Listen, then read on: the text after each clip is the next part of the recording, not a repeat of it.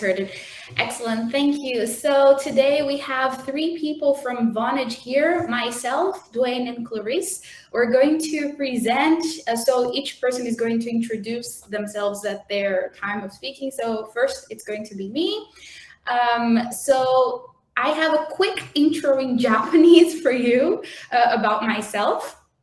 Let me just quickly, こんにちは。 one second, let me put some subtitles. Okay.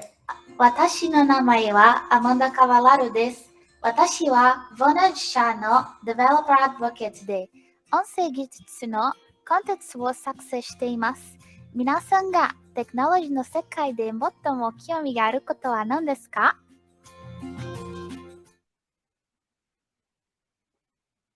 こんにちは。 So that was a quick intro in Japanese, and just for us to, I know it's like super early where Dwane is, we're all in different time zones, so let's just do a quick icebreaker to get started. So I invite all of you to try and draw a circle in the air just in front of you.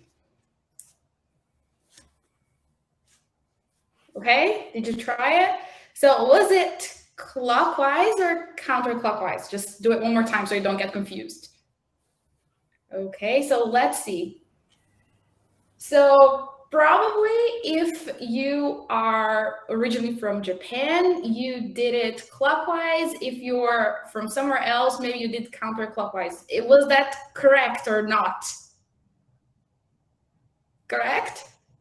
Yes. That's very interesting. So there is the source here of these study that they did, and the other times that I played this, people got confused at the time of checking, so that's why I double checked twice before. Okay, so quick icebreaker, and let's jump right into our talk today. So just before we get started, the three of us, we work for Vonage, and Vonage has everything you need to build connected applications with our APIs for voice, video, messaging. So you can do cool applications with Facebook Messenger, WhatsApp, Line, and other famous social media apps.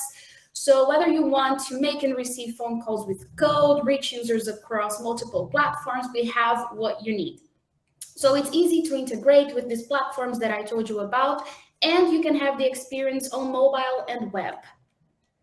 And the three of us here, we're part of the developer relations team, and we're here for you. So if you're curious and you would like to give it a go with our APIs, we would really love to make your experience learning our APIs as enjoyable as possible. So we have a lot of content which are friendly for developers, for non-developers, for inspiration. And Clarice is also going to, a little spoiler, show you again that we also have some content in Japanese. So we have lots of interesting and inspiring stuff, and Dwane and myself are going to share a bit today, and maybe you're going to feel inspired to build something after this talk.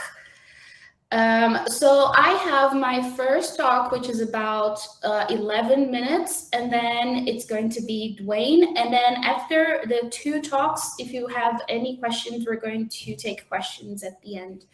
So I'm going to start the video now. And if you'd like to ask questions as the video is playing in the chat, that's fine too. So let's get to it.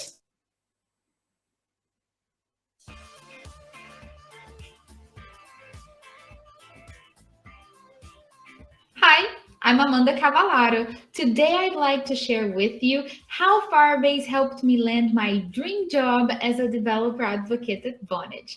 Let's go all the way back when I was little. I used to play with many games.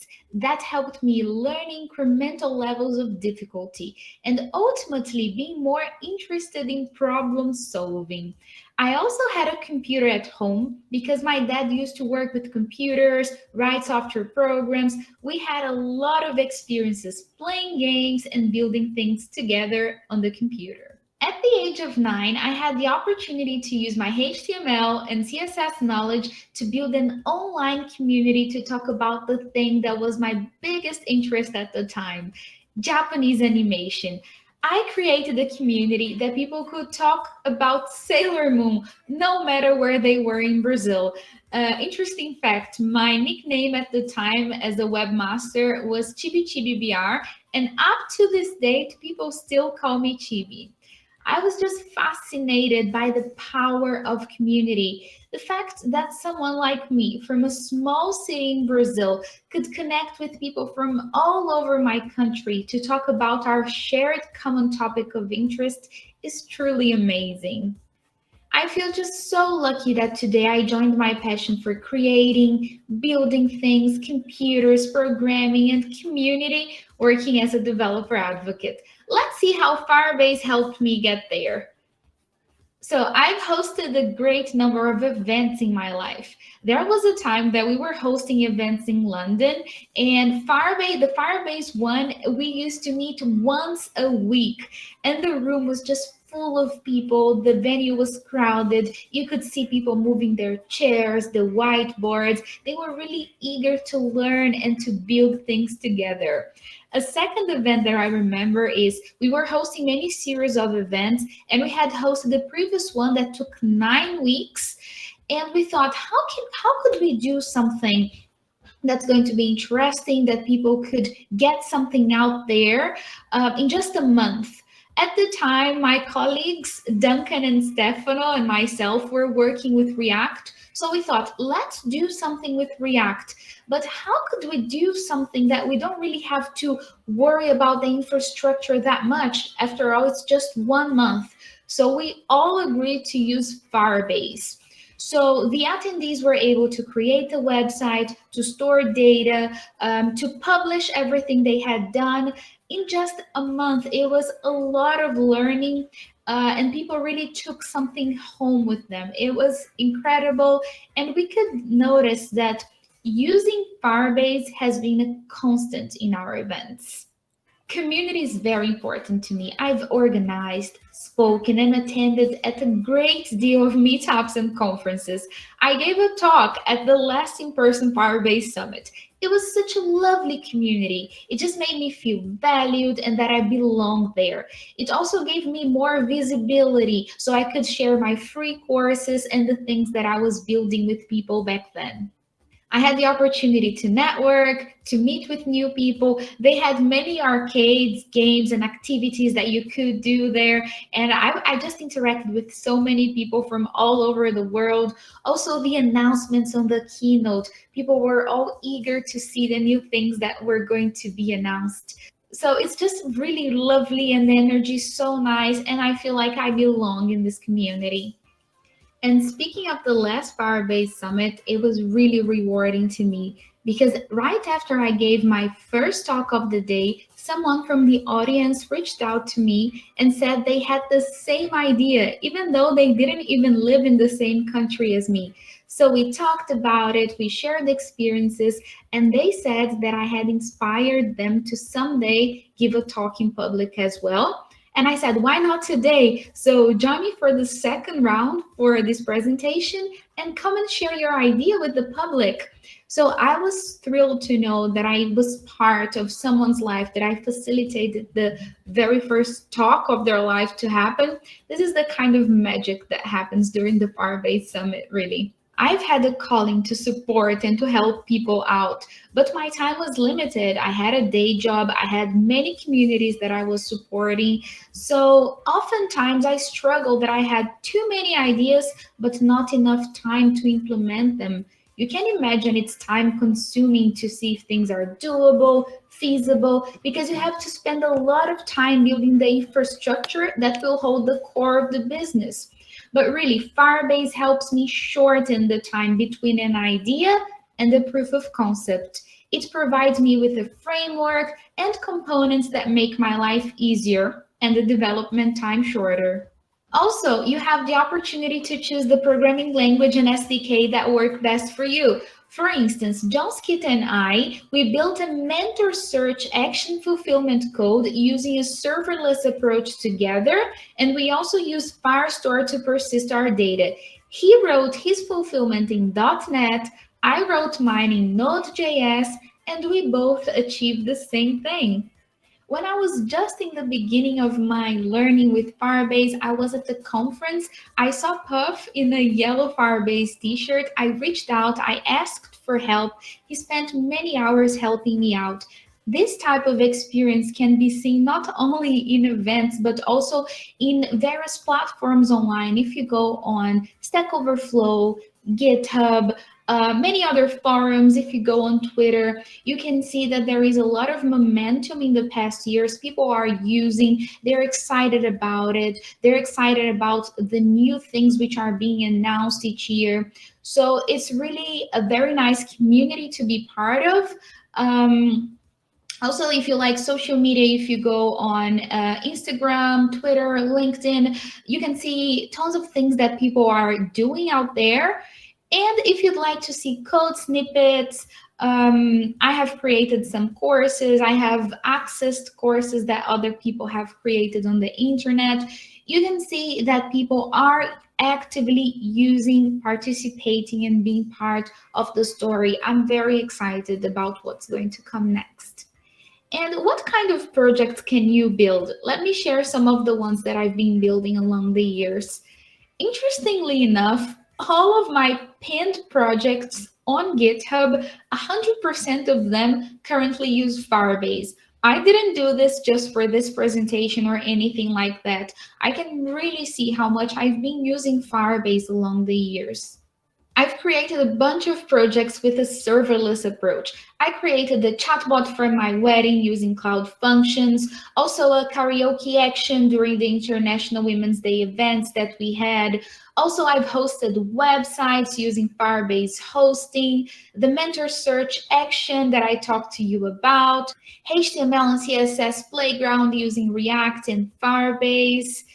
And open source is really important. I created CloudRobe, a project that allows you to choose, take pictures of your clothes, and create a wardrobe in the cloud. It uses Firebase Cloud Storage, and everyone is welcome to contribute. I'm also a Google Developers expert for the Google Assistant and Cloud ML Conversational AI. And just recently, this is kind of fresh news, I also became a GDE for Firebase. So many of the things that I do when I'm creating chatbots, when I'm creating content, I use Cloud Functions. I also use Firebases very often. And there is just a sweet set of tools that if I want to create something using the Google Cloud, I already created that project, so I can access it from the Firebase console, from the Actions console. It's the same project that I can use the different resources that I have in each different console, but I'm already in that ecosystem. And it has even helped me with my academic purposes. I've been working on my thesis. As you can imagine, it's something that's very important to me. So even if my professors take a longer time to correct and it goes into a code state, I'm sure that it's going to be made available for them very easily. Also, I have to do a lot of research. There's a lot of theoretical part. So Firebase really helps me with the prototyping to get things up and running, to host the web page. So it's really important to me, and I wouldn't use something that I'm not really confident and truly know that would be there for me the moment that I need the most. Firebase helped me land my dream job for all the reasons that I told you about. And I'm still using it up to this date. If you check the pieces of content that I've been creating on learn.vonage.com or even on Vonage Dev's YouTube, you can see that I've created a lot of demonstrations as a developer advocate. So to sum everything up that I said today, Firebase not only gave me the tools to prototype and implement in a short time frame, but helped me connect with people. It allowed me to make the best of my time, the possibility to do many projects, and the opportunity to have a developer relations experience. It allowed me to create a portfolio and an appealing CV for developer relations. And honestly, I'm just really glad to be part of all of this. If you'd like to chat, to share your opinions, to ask me anything, I'm available on social media, and I wish you the best during the rest of the Firebase Summit, and let's catch up. I'll see you out there. Enjoy the summit. Bye-bye.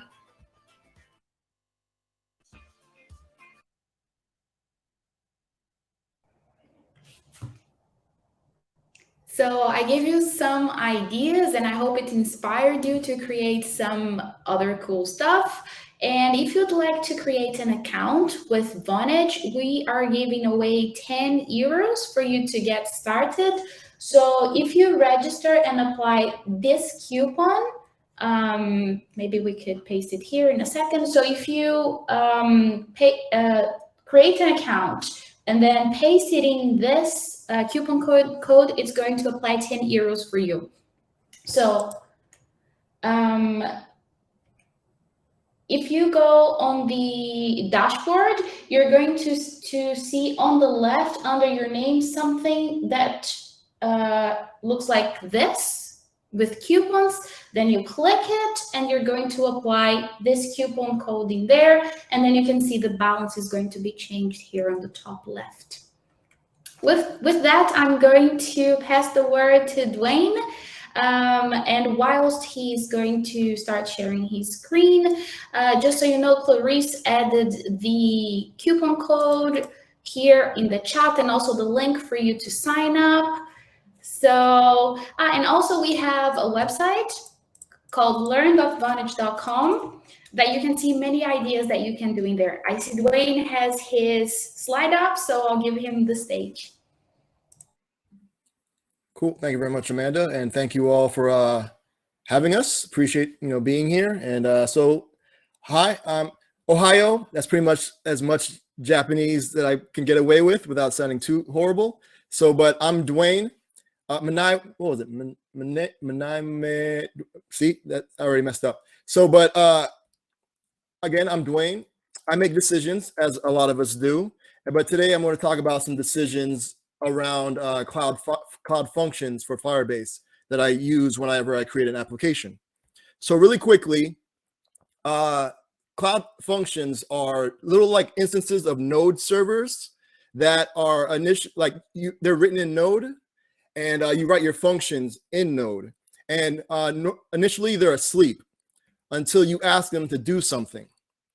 So then they work on that thing that you want to do. They do it, and then they go back to sleep.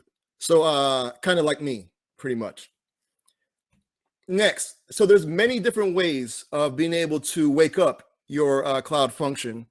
A lot of them, some of them could be analytics. So if something were to happen analytically on a website, then you can record that or what have you, can run a function on that.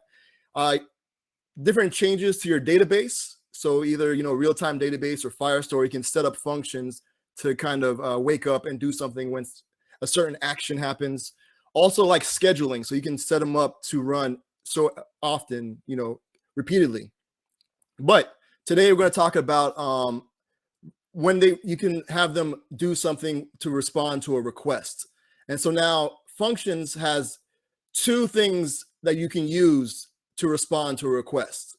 There's on request and on call. So we're going to talk about the decision I make to decide what to use when for the given application.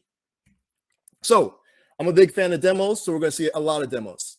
So this is the first one. I took one of our tutorials over at Vonage, and so I'm going to first type my name, or a name. Let me just log in. And so what this application does is that through Vonage, you're able to actually type in a phone number and then ring an actual phone in the real world. So I'm going to show that now.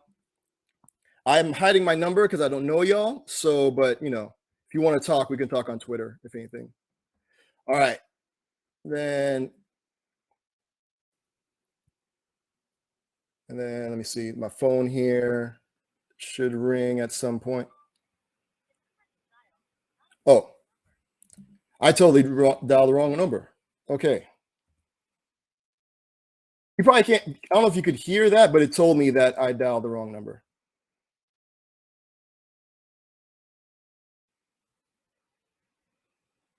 There we go. So now you can see that I am receiving a phone call right now. I don't know if you can hear the ringtone. If you can tell me what that ringtone is, I'll give you bonus points for being cool. All right. Then I just hung up there. And so, oh, let me hang up. My voicemail came on.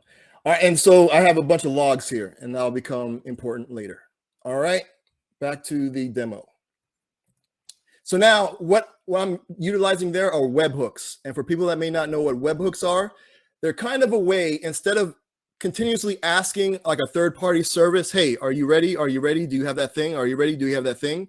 You let them know ahead of time, hey, whenever that thing is ready, you can reach me here. And just let me know, and I'll listen for it, and then we'll do that. So in this case, hey, are you ready? The third party is the Vonage. So when we're making the call, what's happening is Vonage receives the request when I hit that call button, but it's not sure what to do with it.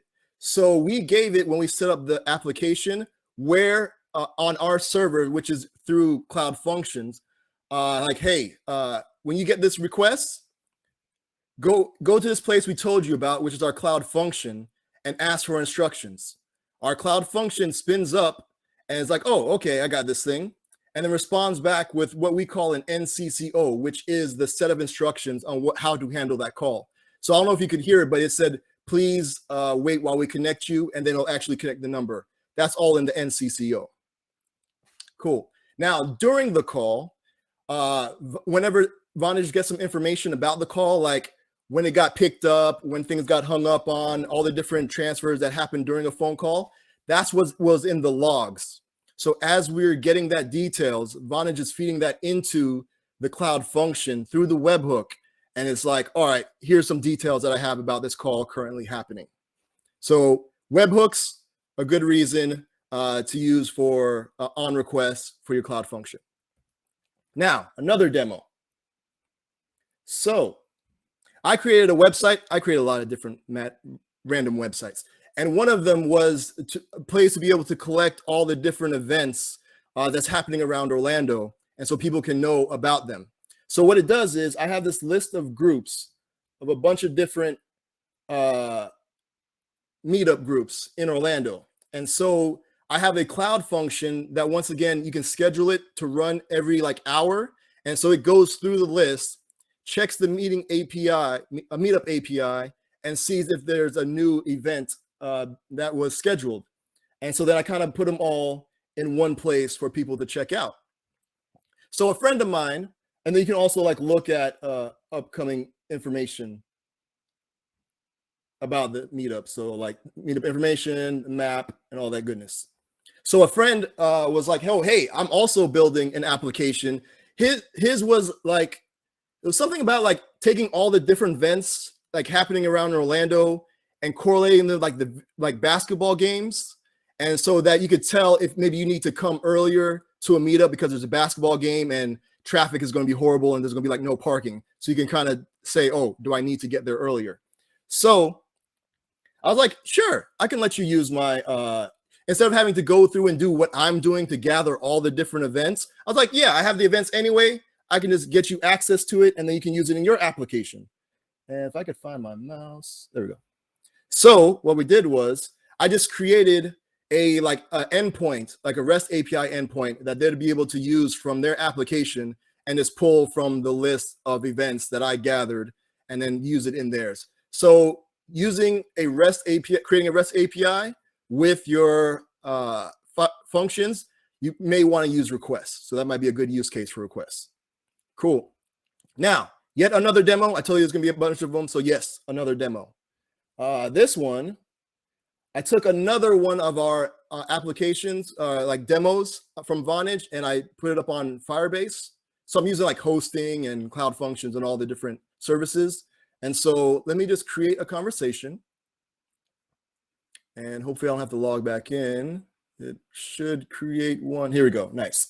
So this is a link to a chat room. So I'm going to copy this, paste it here.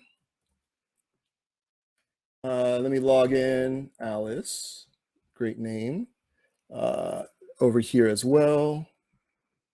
This one will be Bob, cool. And so now what we have here is a chat room. And I'm using web components, and we'll talk about my love for web components soon. And Come on, Bob. Log in, Bob. Maybe I didn't. Pretty sure I pressed it. Come on, Bob. Oh, here we go. Woo! Okay, apparently I logged in a few times. All right, so let me just so hi, Bob. I wanted you to see this. So now you can see it's a fully functioning app. Send a message, shows up here. And because I logged in a bunch of times, it messed up. But here, doing fine, just doing, and my keyboard is messed up. Just doing a live demo. And he goes back. All right, so show that just to say web components are awesome. So with web components are like your own special HTML tag that you create whatever you want with, and the browser will, just with like a JavaScript in your tag, the browser will understand with what's happening there. And so, for example, in that demo, so like this section here that I have with the dotted lines, like that tag is VC messages. The where the users showed up, that's VC members. Where I typed in the message was VC text input. The typing indicator was VC typing indicator. And so with that, I can take those little elements and place them anywhere I want in my page, and the browser just understand and be like, oh, okay, got it. They're kind of amazing. So if you ever look into web components, they're super awesome. I just wanted to say that. All right, back to the actual topic at hand. Now let's talk about on-call, the other way to respond with Cloud Functions to requests. So as you can see, when I created the chat, it just went to my function and came back. Also, when I logged in with a name, it needed a token in order to join the chat, sent that off to a Cloud Function and got that back.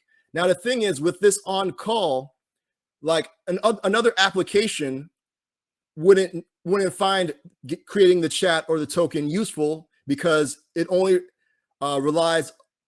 my application is the only one that actually needed it, because it doesn't make sense for another application to be able to create a chat if you're not actually creating a chat. You see what I'm saying? So all of that's kind of like encompassed within my application.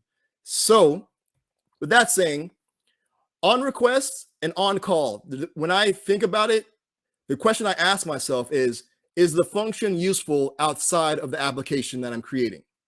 If yes, like if you're doing a REST API or a webhook, on request. If not, if it's just something that only your application needs, you can use on call. And to sum it all up, if you didn't understand a word I was saying before, I'm going to sum it up as most things can be summed up, is with cat pictures. And so there you go. On the left, you can share back and forth. On the right with on call, just keep it to yourself. All right, thank you very much. And that'll be it. Now on to Clarice. Thank you very much for having us. Yeah. Yes. Go ahead. Sorry, I was just going to say about the sign up to get a video API trial. Clarice, if you could share your screen.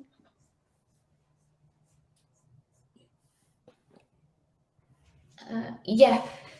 So if you're interested in all these things that Dwane talked about and you would like to get started, we also have like the video API that you can get started, and you're going to get $10 in credits. So that's the website, talkbox.com/developer.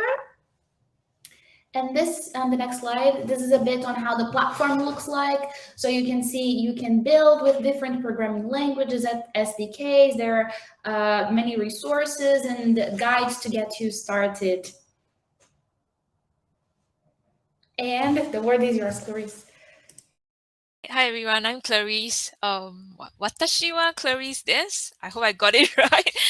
I've forgotten most of my Japanese. So we have actually Vonage developer articles and tutorials written in Japanese. There are some that you can check it out, like the one with best practices to get started with the Vonage video API, or you can even build a secure facial ID application with it. And we have another one that's with iOS and Flutter to make an app to phone call. And we are also on Kita. I think most of the Japanese developer communities would be aware of Kita.